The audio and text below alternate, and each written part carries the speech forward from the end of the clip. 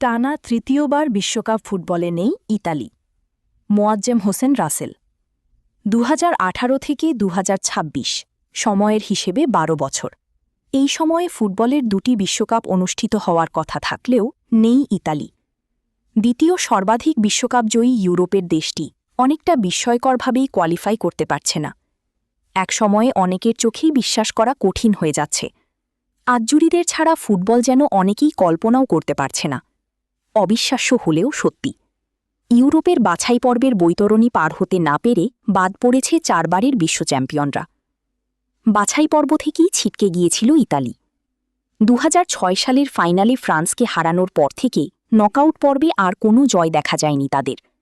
পরিসংখ্যান বলছে 2014 বিশ্বকাপে ইংল্যান্ডের বিপক্ষে জয়টাই হয়ে আছে বিশ্বকাপে তাদের শেষ জয়।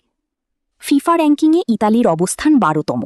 অন্যদিকে বসনিয়া ও হার্জেগোভিনা তাদের চেয়ে অনেক পিছিয়ে রয়েছে।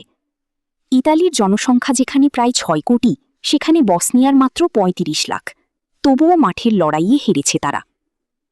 ইউরো চ্যাম্পিয়ন অথচ বিশ্বকাপই নেই। ব্যর্থতার এই দায় ইতালির জন্য অত্যন্ত লজ্জাজনক। 2023 সালে ইতালিকে হারিয়ে ইউরো ট্রফি জিতেছিল তারা, কিন্তু প্লে অফ ফাইনালে উত্তর মেসিডোনিয়ার কাছে হেরে যাওয়ার পর বিশ্বকাপের স্বপ্ন ধূলিসাৎ হয়েছিল। সেই ধারাবাহিকতায় এবারও তারা চূড়ান্ত পর্বে জায়গা করে নিতে ব্যর্থ হল। ফুটবল নিয়ে শোকের ছায়া। ফুটবল পাগল দেশটিতে বর্তমানে শোকের আবহ। যারা একসময় ফুটবল মাঠ শাসন করত, তারাই এখন টানা 3 বার বিশ্বকাপের দর্শক।